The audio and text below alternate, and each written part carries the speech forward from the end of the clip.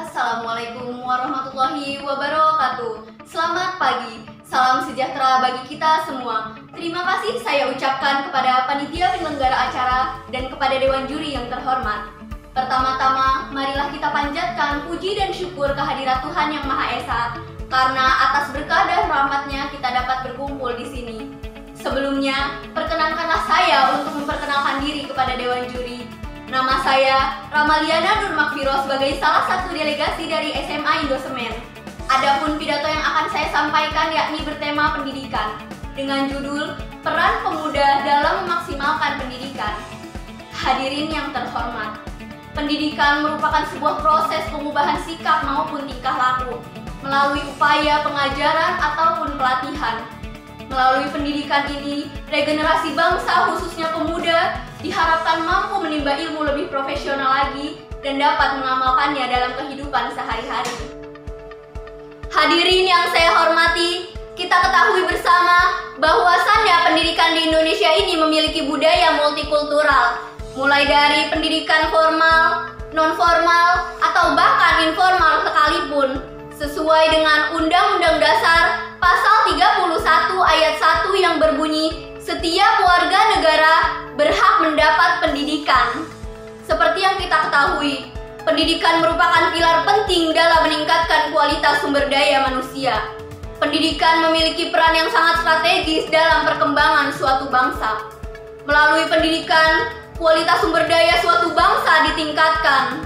Oleh sebab itu, pemerintah sebagai pemegang kebijakan pendidikan tertinggi harus menjamin terselenggaranya sistem pendidikan secara merata di setiap daerah tanpa terkecuali, sebagaimana tertuang dalam Undang-Undang Dasar Pasal 31 Ayat 1, Junto Ayat 5, dan pada Pasal 5 Ayat 1 Undang-Undang Nomor 20 Tahun 2003 tentang Sistem Pendidikan Nasional yang menyatakan setiap warga negara memiliki hak yang sama untuk memperoleh pendidikan yang bermutu.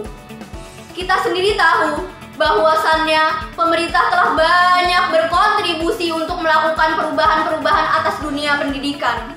Seperti yang dikutip dari laman kompas.com, sejak tahun 2017, Kementerian Pendidikan dan Kebudayaan mengeluarkan kebijakan zonasi dalam sistem penerimaan peserta didik baru sebagaimana tertuang dalam Permendikbud Nomor 14 Tahun 2018 tentang sistem penerimaan peserta didik baru jenjang taman kanak-kanak, sekolah dasar, sekolah menengah pertama, sekolah menengah atas, sekolah menengah kejuruan, atau bentuk lain yang sederajat. Hal ini tentunya tidak mendapat respon positif dari masyarakat, dikarenakan masih banyaknya masyarakat yang menuai pro dan kontra. Maka dari itu, para hadirin yang terhormat, disinilah peran pemuda sebagai regenerasi bangsa untuk menyampaikan kepada pemerintah selaku pemegang kebijakan dan kewenangan tertinggi agar lebih maksimal lagi dalam menanggapi aspirasi-aspirasi masyarakat supaya tidak ada lagi perspektif-perspektif lain dari masyarakat yang menyatakan bahwa sistem tersebut tidaklah adil atau memberatkan kaum proletarian. Salah satu contoh keluh kesah masyarakat yakni mengenai zonasi. Dikutip dari laman jateng.com bahwasannya hampir mayoritas orang tua tidak setuju dengan adanya sistem tersebut karena mereka menganggap bahwa sistem tersebut memberatkan anak-anak mereka yang memiliki prestasi lebih, namun tidak bisa masuk ke sekolah favorit karena terhalangnya jauhnya jarak tempuh antara rumah dan sekolah. Namun, ada pula sebagian orang tua yang setuju dengan sistem tersebut. Mereka menganggap bahwa sistem tersebut sudah cukup efektif bagi anak-anak mereka yang kurang mampu dalam menyetarakan standar penilaian. Selain itu, terkait pro kontra daring yang menjadi sebuah problematika yang stagnan meski berjalan, namun masih adanya kesenjangan di mana beberapa daerah di Indonesia masih sulit mengakses internet karena keterbatasan jaringan dalam menjangkau pelosok daerah Indonesia, serta masih banyak polemik lainnya. Maka dari itu, sebagai pemuda sudah sewajibnya membantu negara dan pemerintah memfasilitasi hal tersebut agar nantinya ada kebersinambungan yang harmonisasi dalam membangun swadaya ilmu pengajaran, serta saran dan masukan dari pemuda kepada pemerintah agar nantinya ketika dalam menyusun suatu draft kebijakan, pemerintah dapat meminimalisir hal buruk terjadi dan masyarakat antusias serta mendukung keputusan tersebut. Pemuda adalah harapan bangsa dalam dinamika dan retorika yang ada, karena pemuda menciptakan semangat membara untuk menjadi kebanggaan bangsa dan negara.